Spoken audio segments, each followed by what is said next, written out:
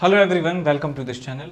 तो चलिए शुरू करते हैं अपना लेक्चर नंबर फ्लूइड मैकेनिक्स के प्रीवियस ईयर्स के क्वेश्चंस। इसमें सबसे पहला क्वेश्चन आपको दिया हुआ है कि एक आपके पास एक कंटेनर है, कंटेनर का जो क्रॉस सेक्शनल एरिया है वो 0.4 मीटर स्क्वायर के बराबर है और इस टैंक के, इस कंटेनर के बॉटम में एक ऑरिफिस है और ऑरिफिस का जो एरिया है वो 1 सेंटीमीटर स्क्वायर के बराबर है। तो आप क्लियरली देख सकते हैं कि ये एरिया बहुत छोटा है, ये एरिया काफी बड़ा है। इसका मतलब हम लिक्विड की स्पीड जो इस कंटेनर से के जो टॉप से जो घट रहा है लिक्विड, उसकी जो स्पीड है उसको नेग्लेक्ट कर सकते हैं। और क्वेश्चन में क्या दिया है कि एक 24 केजी का वेट हमने लगाया है और 40 सेंटीमीटर जो है वो लिक्विड की हाइट है इस कंटेनर में। आपको स्पीड ऑफ एफ्लक्स बतानी है कि कितनी स्पीड से यहां से लिक्विड बाहर जा रहा है। क्वेश्चन को करने का तरीका यह है कि आप इस वीडियो को अभी पॉज कर लीजिए और अटेम्प्ट करिए इस क्वेश्चन को और फिर सुनिए कि कैसे हमने ये क्वेश्चन को किया है। ठीक, यदि आप इसका solution as a video, as a binge watch इसको आप करेंगे, ठीक, तो आपको बहुत ज़्यादा बेनिफिट नहीं होगा। ठीक है, आप प्रैक्टिस करिए, साथ के साथ लिखते जाइए, तब साथ के साथ अटेम्प्ट कीजिए, तब जाके आपको फायदा यहाँ पे होने वाला है पूरा, जितना हम एक्सपेक्ट कर रहे हैं। तो आप यहाँ पे बर्नौलीज इक्वेशन लगा सकते हैं कि लिक्विड जो है, लिक्विड की एक ट्रेल यहाँ से लेके यहाँ तक जा रही होगी। तो मैं इस पॉइंट पे P plus half rho B square plus rho जी एच लिखूंगा और एक इस पॉइंट पे pressure plus half rho B square plus rho जी एच यहाँ पे लिखने वाला हूँ। तो यहाँ पे जो प्रेशर होने वाला है मैं लिख सकता हूँ कि एक 240 न्यूटन का फोर्स लग रहा है यहाँ पे और उस फोर्स का जो प्रेशर है वो इतना प्रेशर लग रहा होगा और क्योंकि यहाँ पे एयर जो है बाहर से वो भी प्रेशर लगा रही होगी, तो प्लस टी नॉट के बराबर यहाँ पे टोटल प्रेशर मैंने लिख दिया इस पॉइंट पर, plus half rho V square plus half into rho into 0 का स्क्वायर, बिकॉज एरिया इतने ज्यादा कम है, इस वाले पार्ट का एरिया बहुत ज्यादा कम है, इस वाले पार्ट का एरिया बहुत ज्यादा है, तो इसलिए स्पीड जो है इस पॉइंट की हम नेग्लेक्ट कर सकते हैं, प्लस रो जी एच प्लस रो जी एच। एच यानी कि इस लिक्विड की हाइट आपको बतानी है किसी भी एक हॉरिजॉन्टल रेफरेंस से। तो मैंने हॉरिजॉन्टल रेफरेंस यहां ले लिया, यहां से हाइट मैं बता सकता हूं कितनी है, 40 सेंटीमीटर के बराबर है। तो आ जाएगा आपके पास 40 सेंटीमीटर, इसको एसआई यूनिट्स में लिख दीजिए, इज इक्वल टू प्रेशर। यहां पे ये जो पार्ट है ये एयर के कांटेक्ट में है, तो यहां पे एयर का प्रेशर पी नॉट, यहां मैं लिख सकता हूं P not plus half into rho into we square, जिस स्पीड हमको निकालनी है वो v यहां पे मैंने मान ली, प्लस रो जी एच प्लस रो जी इंटू 0। इस रेफरेंस लेवल से इसकी हाइट जो है वो 0 के बराबर है, तो मैंने यहाँ पे रो जी इंटू 0 लिख दिया है। अब ये जो इक्वेशन है आप इसे सॉल्व करेंगे और आप अपना आंसर पाएंगे। तो 240 बाई ए आपको मिलेगा, पी नॉट से पी नॉट चला गया, ये टर्म 0 हो गई, ये टर्म 0 हो गई, plus rho ji into 0.4 is equal to half into rho into we square. इस रिलेशन को आप सॉल्व कर सकते हैं और आपको स्पीड v की वैल्यू जो है वो पता चल जाएगी। आगे चलते हैं क्वेश्चन नंबर 2 की तरफ। क्वेश्चन नंबर 2 में दिया है कि एक हाइड्रोलिक प्रेस है और वो 100 केजी का लिफ्ट जो है वो प्रोड्यूस कर सकती है। हाइड्रोलिक लिफ्ट यानी कि कुछ इस तरीके का अरेंजमेंट आपके पास है, लाइक दिस। तो यहां पे हमने आपको बताया था प्रिंसिपल कि ये यदि फोर्स F1 है, यहाँ पे एरिया A1 है पिस्टन का, यहाँ पे पिस्टन का एरिया A2 है और यहाँ पे फोर्स लगाया गया है F2, तो रिलेशन क्या होता है F1 by A1 is equal to F2 by A2। ठीक, ये जो रिलेशन है ये होल्ड ये करेगा। अब 100 kg ये लिफ्ट कर सकता है जब मास m is placed on the smaller piston. यदि यहाँ पे m मास का जो है ऑब्जेक्ट प्लेस किया जाता है तो वो कितना फोर्स लगाएगा नीचे की तरफ, mg के बराबर। और यहाँ पे 100 किलो का जो ऑब्जेक्ट है उसको उठाया जा सकता है कि 100 kg का जो ऑब्जेक्ट है वो कितना फोर्स लगाएगा। हम कह सकते हैं कि normal reaction exerted by this object is equal to 1000 newton. तो यहाँ पे मैं रिलेशन ये लिख सकता हूं कि mg divided by pi D square by 4, इसका डायमीटर मैंने स्मॉल d मान लिया है, इसका डायमीटर मैं कैपिटल D मानने वाला हूं, is equal to 1000 divided by pi capital D square by 4। ये यहां पे मैंने रिलेशन मान लिया है। तो यहां से पाई बाय 4 कैंसिल आउट हुआ और आपको यहां से मिल जाता है mg by D square is equal to 1000 divided by capital D square, equation number 1। अब इसमें क्या कहा जाता है कि जब डायमीटर जो है, डायमीटर लार्ज वाली की डायमीटर को 4 गुना बढ़ाया जाता है और छोटे वाली डायमीटर को 4 गुना कम कर दिया जाता है, और यहाँ पे स्मॉल m मास जो है हमने कांस्टेंट रखा है, तो कितना हम मास यहाँ पे उठा सकते हैं। तो बेसिकली अब हमने क्या किया है, इसका डायमीटर हमने d/4 कर दिया है और उसकी तरफ मास m ही रखा है। सो mg अपॉन यहाँ पे d/4 का स्क्वायर इज इक्वल टू, यहाँ पे मैं मान लेता हूँ कि कैपिटल M मास आप और रख सकते हैं, कैपिटल M मास जो है टोटल नया रख सकते हैं आप, डिवाइडेड बाय इसका डायमीटर हमने 4 टाइम्स कर दिया है, 4d का स्क्वायर। तो आपको यहाँ से मिल जाता है 16 times small mg by d square is equal to capital mg divided by 16 capital d square. Equation number 2, equation number 1 और इक्वेशन नंबर 2 को आप क्या करिए, डिवाइड कर दीजिए। तो आपको मिलेगा small mg upon d square divided by small mg 16 mg by d square is equal to, यहाँ पे आपको मिलेगा 1000 by capital d square divided by, यहाँ पे आपको मिलेगा capital mg divided by 16d square. अब ये आपको सॉल्व करना है, तो d स्क्वायर से d स्क्वायर चला गया, g से g चला गया, d स्क्वायर से d स्क्वायर चला गया, mg से mg चला गया, तो आपको यहाँ पे मिलता है 1/16 is equal to 1600 divided by m। तो यहाँ से आपको मिल जाता है capital M is equal to 25600 kg। तो ये आपका आंसर आपको मिल जाएगा। आगे चलते हैं क्वेश्चन नंबर 3 की तरफ, कि आपको एक सबमरीन के बारे में दिया हुआ है कि सबमरीन के ऊपर प्रेशर जो है वो 3 × 10⁵ पास्कल है और ये प्रेशर डबल कर दिया जाता है। तो आपको बताना है कि percentage increase in the pressure acting on the submarine will be equal to, depth को डबल कर दिया जाए तो क्या होगा। तो आप यहाँ पे ये कैलकुलेट कर सकते हैं बड़ी आसानी से। एक सबमरीन है, मान लीजिए वो h डेप्थ पर जो है वो रहती है, h डेप्थ पे रहती है, तो इस पॉइंट पे प्रेशर हम लिख सकते हैं कितना होगा, P0 प्लस रो जी एच के बराबर, और ये वैल्यू दे रखी है आपको 3 × 10⁵, इक्वेशन नंबर 1। अब यदि हम डेप्थ को डबल कर देते हैं, डेप्थ को डबल कर देते हैं तो आपको रिजल्ट मिलेगा P0 प्लस रो जी इंटू 2h, ये आपको नया प्रेशर मिलने वाला है P', इक्वेशन नंबर 2। तो आपको बताना है कि जो नया प्रेशर है वो पुराने प्रेशर से कितना ज्यादा है, ठीक है, परसेंटेज इंक्रीमेंट आपको बताना है कितना हो चुका है। तो यहाँ पे एटमॉस्फेरिक प्रेशर की वैल्यू 10⁵ नहीं 10⁵ जो है आप यहाँ पे पुट करिए, ये 10⁵ है, ये 3 × 10⁵ है, तो यहाँ से आपको मिल जाएगा rho ji h is equal to 2 × 10⁵। तो रो जी एच की वैल्यू जो है आप यहाँ पे पुट कर दीजिए, तो आपको मिलता है यहाँ पे 10⁵, this is P0 plus 2 times rho ji h is 2 × 10⁵ is equal to नया प्रेशर P'।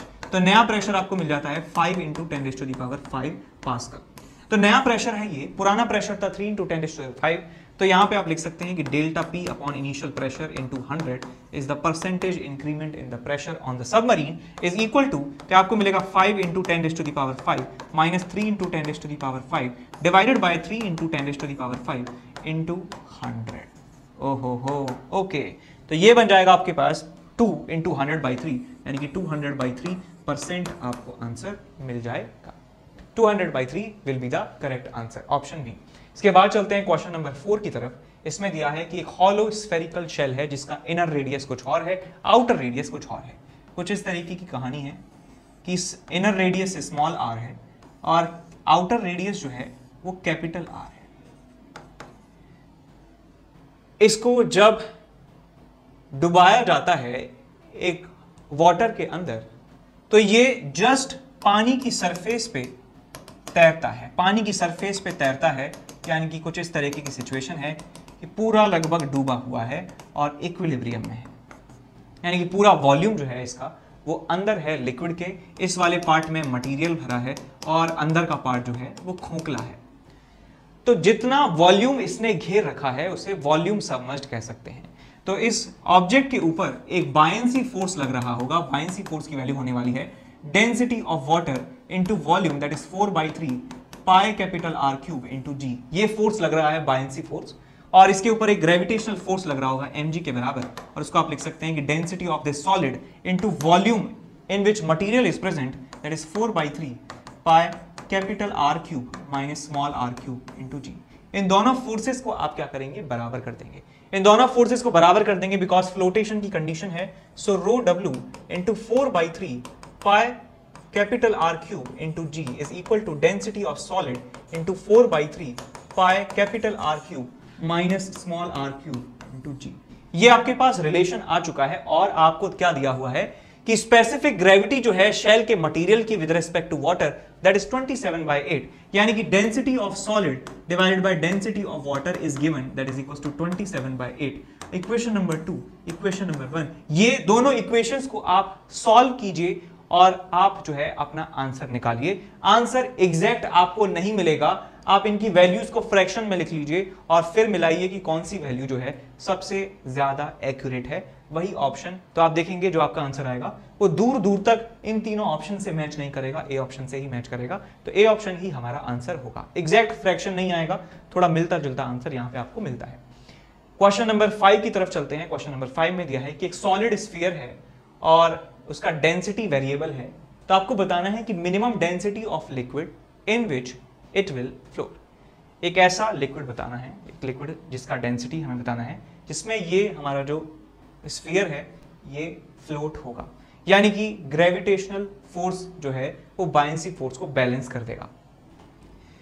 तो हमारे पास एक स्फीयर है साहब जिसका रेडियस जो है वो कैपिटल आर के बराबर है, इसका डेंसिटी है ये, मास हमको नहीं पता है, तो पहले मास निकाल लेते हैं कि इसका मास कितना है। तो यहां पे मैंने एक एलिमेंट लिया, एक स्फेरिकल शेप का मैं एलिमेंट ले रहा हूं और उस एलिमेंट का जो रेडियस है मैंने मान लिया वो स्मॉल आर के बराबर है।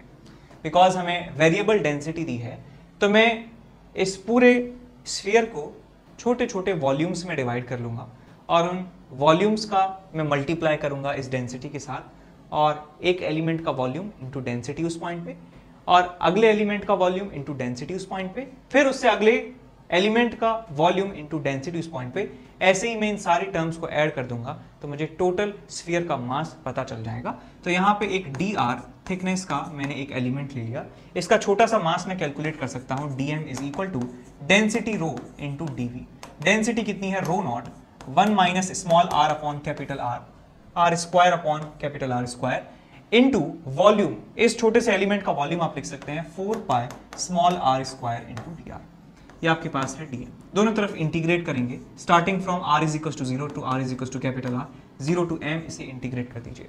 तो ये देखिए आपको क्या मिलेगा, यहाँ मिलेगा आपको m total mass, rho not constant है, 4 पाई कांस्टेंट है, r स्क्वायर अंदर जाएगा, r स्क्वायर का इंटीग्रेशन होगा तो ये बचेगा आपके पास r³ 3 माइनस r स्क्वायर अंदर जाएगा, r⁴ बनेगा, r⁴ का इंटीग्रेशन r⁵5/5, तो आपको मिलेगा r⁵3/5, बिकॉज r स्क्वायर से r⁵5 जो है वो 2 कम हो जाएगी तो r³ बचेगा आपके पास। तो ये भाई साहब आपका मिल गया मास, रो नॉट इंटू 4 पाई 5 3 2 10 15, सो ये 2/15 इंटू r³, ये मिल गया आपका मास। ठीक है, एक बार दोबारा कैलकुलेशन चेक कर लीजिए, r³/3, 5 में से 3 है 2, 2/15 और यहाँ पे 4 पाई रो नॉट इंटू r³, ये मास है। तो आप क्या करिए, फ्लोटेशन की कंडीशन लगा दीजिए कि mg is equal to buoyancy force. तो mg की वैल्यू मिल जाएगी आपको, डेंसिटी mg तो निकाल ही चुके हैं, तो rho nought 4 pi into 2/15 into r³, ये हो गया mass into g is equal to आपके पास बायंसी फोर्स। बायंसी फोर्स कैसे निकालेंगे, density of liquid, density of liquid जो आपको कैलकुलेट ही करनी है, इनटू वॉल्यूम सबमर्ज्ड, पूरा का पूरा वॉल्यूम जो है सबमर्ज्ड है, सो 4/3 पाई r³ आप यहाँ पे वॉल्यूम लिख देंगे, 4/3 पाई r³ इंटू g।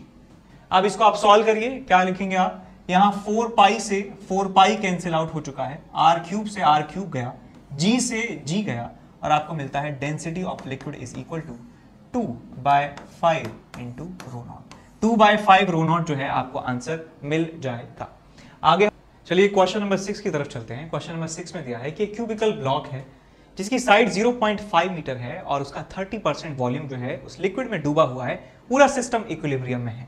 तो इस कंडीशन को ड्रॉ करते हैं और उससे क्या क्या पैरामीटर्स हम कैलकुलेट कर सकते हैं वो देखिए। तो हमारे पास एक क्यूब है और क्यूब की साइड जो है वो 1/2 के बराबर है, 1/2 के बराबर है, और इसका 30% वॉल्यूम जो है वो पानी में डूबा हुआ है। तो मैंने मान लिया कि ये जो क्यूब है इसका x जो पार्ट है ये पानी में डूबा हुआ है, तो ये वाला पार्ट कितना हो जाएगा आपके पास, हाफ माइनस x। ये वाला जो है साइड आपके पास हाफ के बराबर है और ये वाली साइड जो है वो भी किसके बराबर है, हाफ के बराबर है। तो मैं यहाँ पे इक्विलिब्रियम की कंडीशन लगा सकता हूँ कि इस डूबे वाले पार्ट की वजह से एक बायंसी फोर्स लग रहा होगा इसके ऊपर Fb, और यहाँ पे नीचे लग रहा होगा mg के बराबर फोर्स। ठीक, तो एक कंडीशन लगा सकते हैं Fb is equal to mg, और एक कंडीशन और लगा सकते हैं कि ये जो वॉल्यूम है जो डूबा हुआ है that is 30% of total volume. तो पहले वॉल्यूम जो डूबा हुआ है वो देखिए कितना है, आप लिख सकते हैं इसको 1/2 into 1/2 into x, this is the volume submerged, is equal to 30% of total volume, 0.3 into total volume of cube, 1/2 cube। Cube का वॉल्यूम क्या होता है? साइड का क्यूब। तो ये 1/2 की 2 पावर यहां से कट जाएंगी, तो आपको यहां से मिल जाएगा x is equal to 0.15। 0.15 x की वैल्यू आपको यहां से मिल जाने वाली है। अब हम यहां पे लगाएंगे कि बायंसी फोर्स किसके बराबर है? इस mg के बराबर है बायंसी फोर्स। तो यहां पे लगाइए सिचुएशन, कंडीशन लगाइए,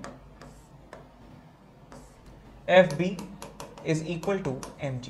सो बायंसी फोर्स आप लिख सकते हैं कि density of liquid, density of water into volume submerged. Volume submerged आप लिख सकते हैं 0.3 टाइम्स ऑफ टोटल वॉल्यूम 1/2 का cube into g is equal to mg। mg आप लिखेंगे density of solid into half का क्यूब इनटू g।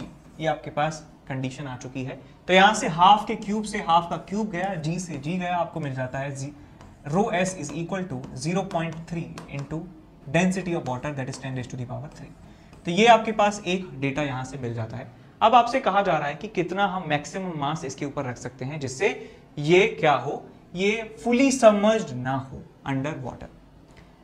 यानी कि ये हमारे पास क्यूब है, ये 99.99% सबमर्ज हो जाए कोई दिक्कत नहीं है, लेकिन 100% सबमर्ज नहीं होना चाहिए। ये सिचुएशन आपको क्रिएट की जा रही है। तो हम कह सकते हैं कि अच्छा ठीक है 99.99% इसको डुबो दो। कैसे डूबेगा? इसके ऊपर हम एक मास रख देते हैं, इसके ऊपर एक मास रख देते हैं जिसका मास कैपिटल M है, और ये जो है अब डूब चुका है 99.999999% तो अब 99.99999999 जब परसेंट जब डूब जाएगा तो मैं यहाँ पे फिर से कंडीशन लगा सकता हूँ कि इसके ऊपर जो टोटल ग्रेविटेशनल फोर्स लग रहा होगा वही बायंसी फोर्स के बराबर होगा। तो यहाँ पे आप दोबारा कंडीशन लगा सकते हैं कि नया buoyancy force is equal to नया वेट। तो यहाँ पे आप कंडीशन लगाएंगे तो लिखूंगा density of water into volume submerge कितना है अब 99.99% यानी कि ऑलमोस्ट 100%, रो हाफ का cube into g is equal to total weight, total mg आपको लिखना है। तो मैं लिखूंगा नया मास जो हमने इसके ऊपर टिकाया है उसका मास है कैपिटल M, प्लस जो पूरे क्यूब का मास कितना है density of S solid into half का क्यूब, ये टोटल आपके पास मास है, और इनटू g। तो यहां से g g कैंसिल आउट हो जाएगा। डेंसिटी ऑफ सॉलिड हम निकाल चुके हैं 0.3 इंटू 10⁻³ तो आप लिखेंगे यहाँ पे m into 0.3 plus into 10⁻³ into half का cube is equal to 10⁻³ into half का क्यूब। तो यहां से आपको मिल जाएगा 0.7 इंटू 1/2 का cube into 10⁻³ is equal to m। तो यहां से m की वैल्यू आपको मिल जाएगी 1000 इंटू 0.7 डिवाइडेड बाय 8 यानी कि 700/8 यानी कि आपको ये मिल जाएगा 4 से गए 2 बार, आपकी आई 175 16 14 87.5 kg के बराबर आपको रिजल्ट मिल जाएगा। 87.5 kg आपका आंसर आ जाएगा। नेक्स्ट हमारे पास क्वेश्चन है क्वेश्चन नंबर 7, और क्वेश्चन नंबर 7 में आपको इस सर्कुलर ट्यूब दी है, उसमें 2 लिक्विड भरे हैं, दोनों ही लिक्विड 90 डिग्री एंगल सबटेंड कर रहे हैं सेंटर पर, और आपको बताना ये है कि d1/d2 का रेशियो जो है वो कितना होने वाला है। तो इस क्वेश्चन को सॉल्व करने का तरीका ये है कि ये आपके पास जो पॉइंट है इंटरफेस पर, इस पॉइंट का प्रेशर आपको लिखना है। तो इस पॉइंट का प्रेशर आप एक इस लिक्विड की मदद से लिखिए और एक बार प्रेशर जो है इस लिक्विड की मदद से लिखिए, और उन दोनों प्रेशर्स को क्या कीजिए, इक्वेट कर दीजिए, तो आपका आंसर जो है मिल जाएगा। कैसे? तो पहले मैं लिखने जा रहा हूं कि इस पॉइंट का प्रेशर इस पॉइंट के रिस्पेक्ट में, तो आप ये यहां पे एक लाइन बना लीजिए लाइक दिस, यहां पे एक लाइन बना लीजिए लाइक दिस, और यहां पे एक सेंटर पे एक लाइन बना लीजिए लाइक दिस। ठीक, ये एंगल अल्फा है, पूरा का पूरा जो लिक्विड है वो 90 डिग्री बनाता है, पूरा लिक्विड जो है ये 90 डिग्री एंगल बना रखा है। ये आपके पास अल्फा है, तो ये कितना हो जाएगा आपके पास 90 माइनस अल्फा। ये 90 माइनस अल्फा है, तो ये कितना हो जाएगा आपके पास अल्फा। सारी बातें क्वेश्चन में दे रखी हैं। ये यदि आपके पास रेडियस के बराबर है तो ये वाली डिस्टेंस कितनी हो जाएगी आपके पास, r साइन अल्फा। ये वाला जो सेक्शन है ये r साइन अल्फा के बराबर होने वाला है। तो क्या कीजिए कि ये आपके पास r रेडियस के बराबर है, ये एंगल 90 माइनस अल्फा है, तो ये वाली जो साइड है कितनी आ जाएगी आपके पास, r cos sine, r sine 90 minus alpha. तो ये वाली साइड आपको पता चल चुकी है। तो मैं कह सकता हूं कि यहां का प्रेशर यदि P नॉट है तो या इस पॉइंट का प्रेशर कितना आ जाएगा, प्रेशर आ जाएगा P not plus rho ji h, h कितना है total, r sine alpha plus r sine 90 minus alpha, तो r sine alpha plus r cos alpha. तो ये मैंने इंटरफेस वाले पॉइंट का प्रेशर लिख दिया है कि इस वाले प्रेशर, इस वाले पॉइंट के प्रेशर के रिस्पेक्ट में इस पॉइंट का प्रेशर मैंने लिख दिया है। और डेंसिटी यहाँ पे कितनी है, d2 के बराबर है, तो यहाँ पे आप रो2 या d2 लिख दीजिए, d2 है। अब मैं इस पॉइंट का प्रेशर यहाँ के प्रेशर के रिस्पेक्ट में लिखने वाला हूँ। तो ये यहाँ का प्रेशर P नॉट के बराबर है। एक लाइन आप यहाँ पे बना दीजिए, एक लाइन बना दीजिए यहाँ पे। ये आपके पास अल्फा है, ये कितना हो जाएगा, 90 माइनस अल्फा हो जाएगा। ये आपके पास r है, तो ये वाली साइड कितनी हो जाएगी, r sine cos 90 minus alpha के बराबर, r cos 90 माइनस अल्फा हो जाएगा। ये वाला part r cos 90 minus alpha.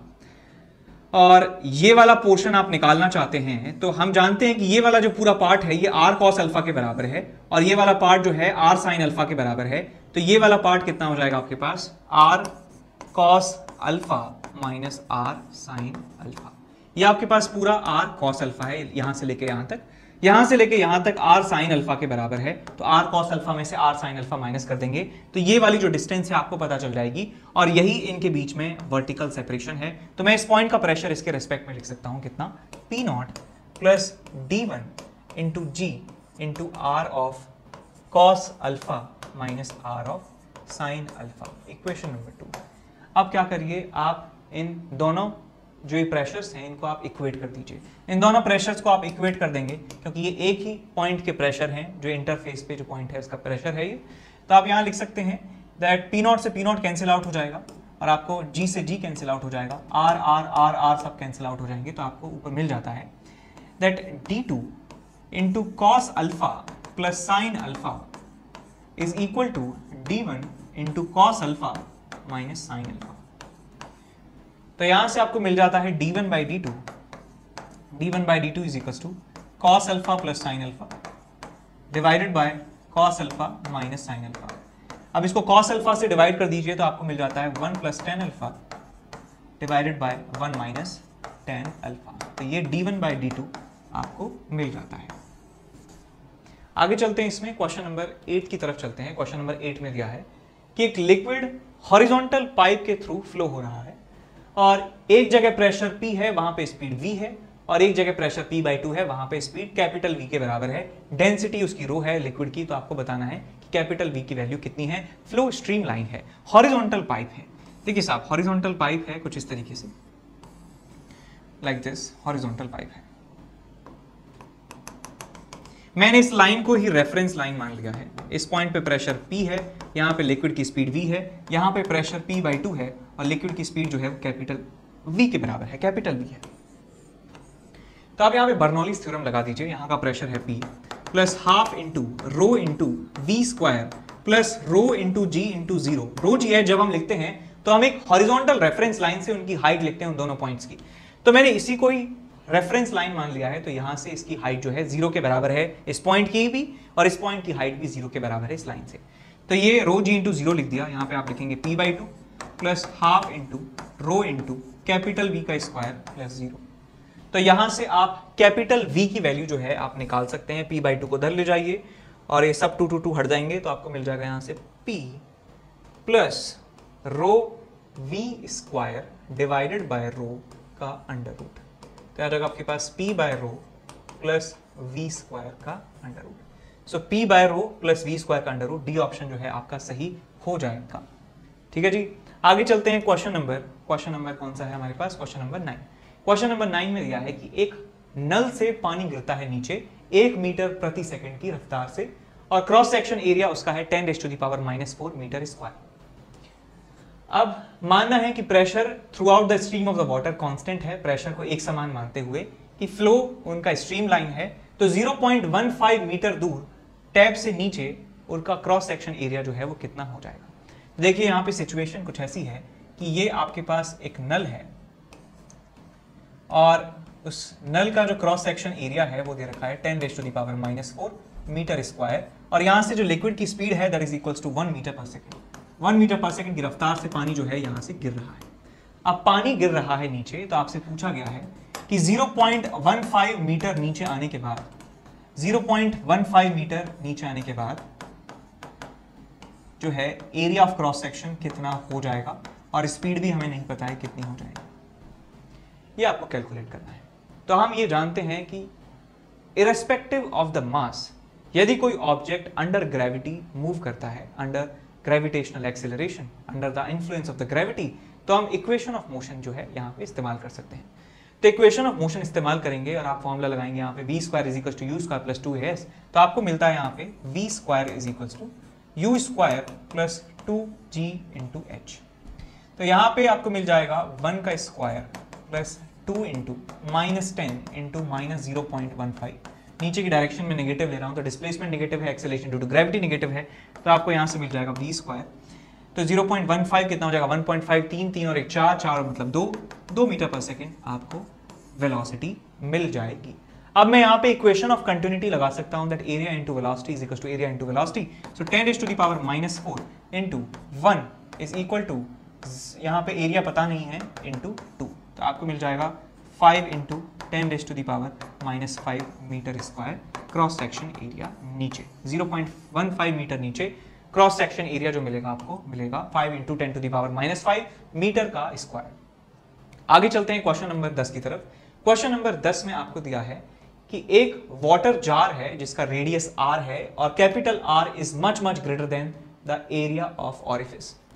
तो इसका मतलब हम समझ गए कि यदि ऐसा आपको दिया है कोई क्लू कि इसका रेडियस ज्यादा है इसके रेडियस से, या इसका एरिया ज्यादा है इसके एरिया से, तो हम ये मान सकते हैं कि लिक्विड यहां से जो उतरेगा उसकी स्पीड ऑलमोस्ट नेग्लिजिबल है। तो सिंपली हम टॉरिसेली थ्योरम जो है यहाँ पे इस्तेमाल कर सकते हैं। तो h हाइट से यदि लिक्विड गिरेगा, तो उसकी स्पीड कितने होने वाली है अकॉर्डिंग टू टॉरिसेली थ्योरम बता सकते हैं 2g, ऑरिफिस का डेप्थ कितना है कैपिटल H, इतनी स्पीड से लिक्विड गिर रहा है। h हाइट गिरने के बाद आपको बताना है कि उसकी रेडियस कितनी रह जाएगी। तो यहाँ पे भी हम एरिया इंटू वेलोसिटी लगा सकते हैं। So πr² × √2gh, area velocity is equal to, यहां का एरिया कितना है πx² into velocity. h height नीचे जाने के बाद, h हाइट अंडर ग्रेविटी, कोई ऑब्जेक्ट ट्रेवल करता है तो उसकी स्पीड कितनी हो जाएगी बेटा, तो हम ये बता सकते हैं कि ये इनिशियल स्पीड है और यहाँ पे फाइनल स्पीड आप निकाल सकते हैं कैसे, u² + 2gh, तो कितना आ जाएगा 2g capital H + 2g small h का अंडर रूट। तो आपको मिल जाएगा यहाँ से 2g capital H + small h का अंडर रूट। तो यहां से आप इसको सॉल्व कर लीजिए। आप यहां से पाई कैंसिल आउट कर सकते हैं, 2g से 2g कैंसिल आउट कर सकते हैं, तो आपको मिल जाता है x = r इंटू, यहां पे ये सब अंडर रूट के अंदर पहले से ही है, h upon capital H + h raise to the power 1/4। ये रिजल्ट आपको यहां पे मिल जाएगा। आगे चलते हैं क्वेश्चन नंबर 11 की तरफ। क्वेश्चन नंबर 11 में आपको दिया है कि एक वेंचुरी मीटर का ये डायग्राम है। वेंचुरी मीटर एक डिवाइस होती है जिसका इस्तेमाल लिक्विड फ्लो कैलकुलेट करने में किया जाता है, और आपसे पूछ भी रहे हैं कि कितनी रेट से वाटर फ्लो हो रहा है, यानी कि dv/dt यानी वॉल्यूम के फ्लो होने का रेट आपसे पूछा जा रहा है, यानी एरिया इंटू वेलोसिटी। किसी भी एक पार्ट का आप निकाल देंगे, इस पार्ट का एरिया इंटू यहाँ पे वेलोसिटी, या इस वाले पार्ट का एरिया इंटू वेलोसिटी आप निकाल देंगे, तो वही आपसे पूछा गया है।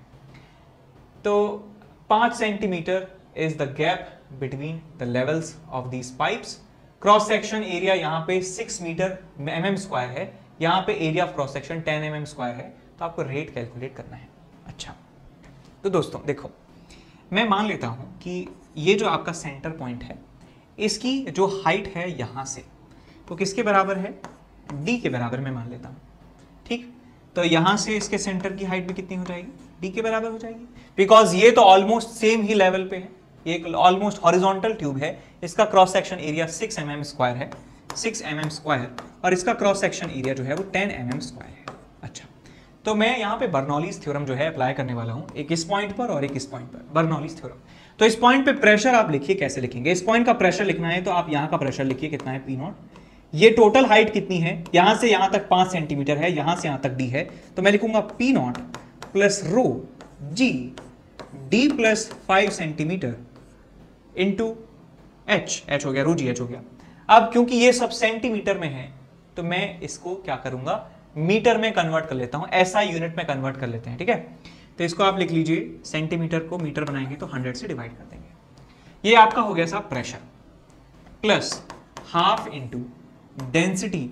डेंसिटी वाटर की बात कर रहे हैं क्या, अच्छा कुछ नहीं दिया है, वाटर है, तो यहाँ पे 10⁻³ आप ले लीजिए density of water, into speed का स्क्वायर। यहाँ पे स्पीड जो है मान लेता हूँ v1 के बराबर है, v1 का स्क्वायर इज इक्वल टू, यहाँ पे प्रेशर देखिए, अच्छा रो जी एच और लिखना है, अच्छा हॉरिजॉन्टल है तो आप लिख लीजिए रो इंटू जी इंटू 0, क्योंकि मैं इसी को रेफरेंस लाइन मान लेता हूँ, तो इस रेफरेंस लाइन से इसकी हाइट कितनी है 0, इसकी हाइट कितनी है 0 के बराबर, is equal to pressure at this point. इस पॉइंट पे प्रेशर लिखना है तो आप यहाँ से स्टार्ट कीजिए, यहाँ पे तो यहाँ का प्रेशर है पी नॉट, यहाँ से कितना डेप्थ में आ चुके हैं डी डेप्थ में, तो यहाँ पे आप प्रेशर लिख सकते हैं P not plus rho ji into T, ये प्रेशर हो गया।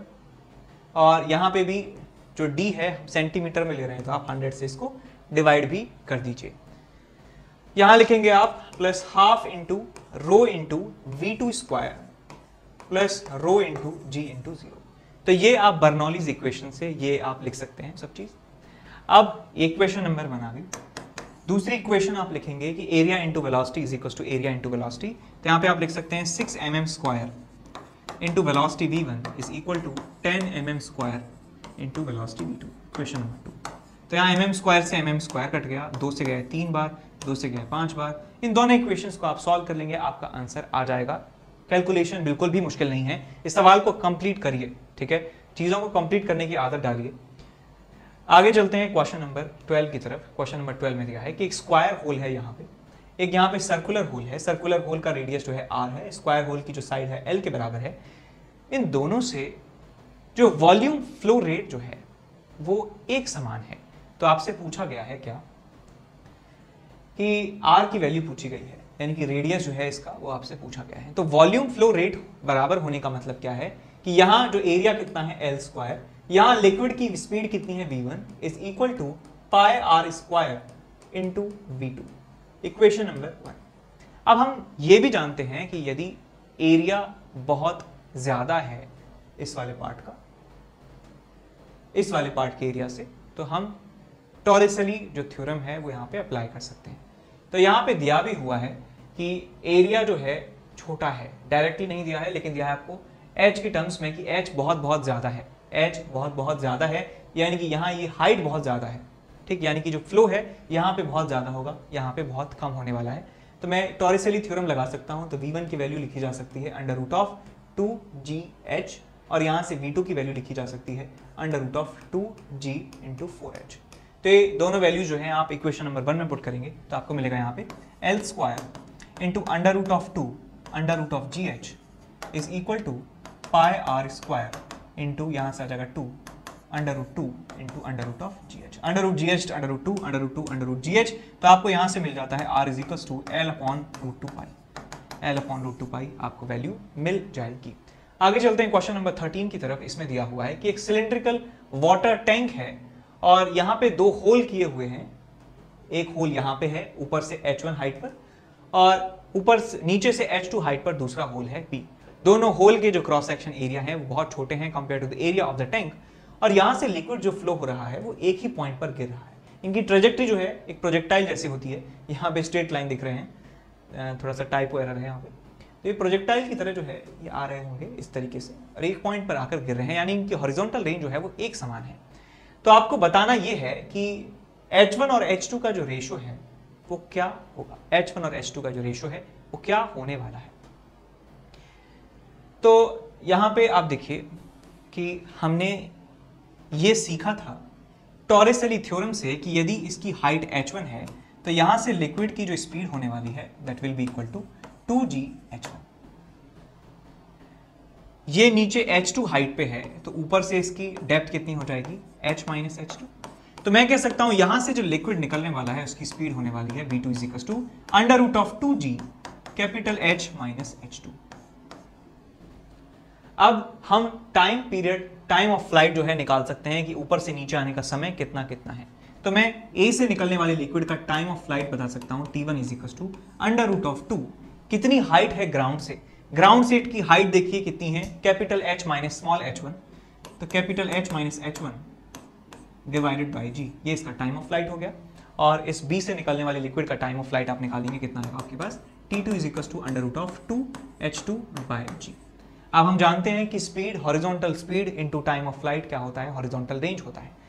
Horizontal speed into time of flight is equal to range, तो रेंज इनकी आप बराबर कर देंगे तो आपको मिलता है यहाँ पे h1 into capital H minus h1।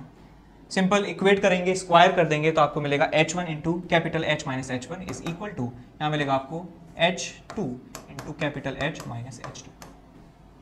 अब आप इसको क्या करिए, खोल दीजिए इसको ब्रैकेट को, तो आपको यहाँ मिलेगा h1 into capital H minus h1 square is equal to h2 into H minus h2 square.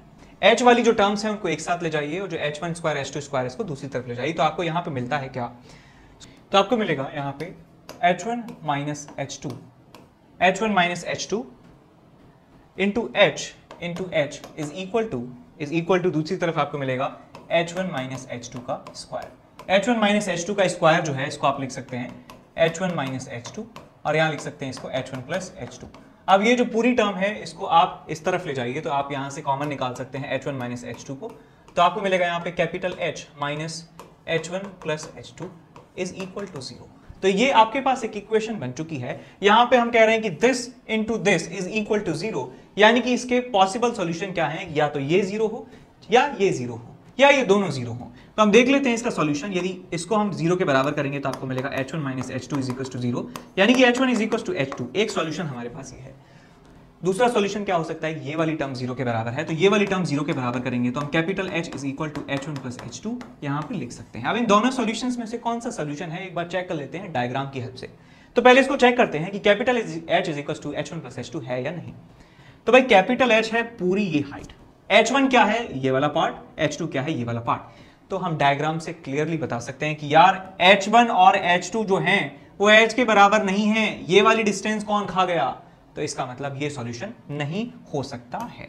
इसका मतलब सॉल्यूशन कौन सा होगा, h1 is equal to h2 will be our solution. इसका मतलब h1 बाय h2 की वैल्यू कितनी आ जाएगी, 1/1:1 के बराबर। तो 1:1 जो है हमारा आंसर जो है आ जाएगा,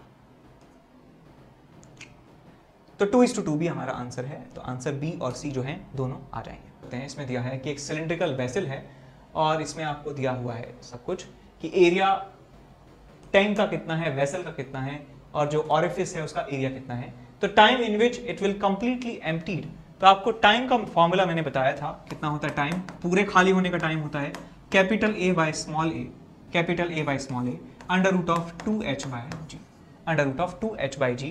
तो यहां से आपको रेडियस a दिया है तो इसका पाई a स्क्वायर एरिया आप लिख देंगे, सो a upon pi a square, और इस 2 को आप बाहर ले लेंगे तो आपको मिल जाएगा √2a और अंदर बच जाएगा आपके पास h बाय g। यही टाइम आपको मिल जाएगा, डायरेक्ट फॉर्मूला है इसका, याद रखेंगे इसको, ठीक है। हेलो बच्चों, जो 11th से 12th मूविंग स्टूडेंट्स हैं और जो इस साल IIT JEE एडवांस क्रैक करना चाहते हैं बच्चों, उनके लिए बहुत ही बेहतरीन बैच स्टार्ट होने वाला है अनअकैडमी पे, इवॉल्व बैच, जो कि 7 अप्रैल से स्टार्ट हो रहा है। यानी कि JEE 2022 में जिनको अपना एग्ज़ाम देना है उनके लिए बैच है, ठीक है बच्चों। और इस बैच में पढ़ाने वाली जो टीम है वो कोटा की टॉप फैकल्टीज़ की टीम है, ठीक है ना। सभी टीचर्स कोटा की टॉप फैकल्टी हैं और इस साल यानी कि इस करंट ईयर में इस टीम ने बेस्ट रिजल्ट दिए हैं और ये अनअकैडमी की नंबर 1 टीम है बच्चों। तो मैं आपको यही कहूँगा कि ये बैच आपके लिए बहुत ही बेनिफिशियल है और जब भी आप इसको सब्सक्राइब करोगे तो NKC सर लाइव करके कोड डालना मत भूलिएगा, उससे आपको 10% का डिस्काउंट मिलेगा, ठीक है बच्चों। जल्दी से जल्दी इस बैच को ज्वाइन कर लीजिए, ये आपके लिए बहुत ही बेनिफिशियल प्रूव होगा।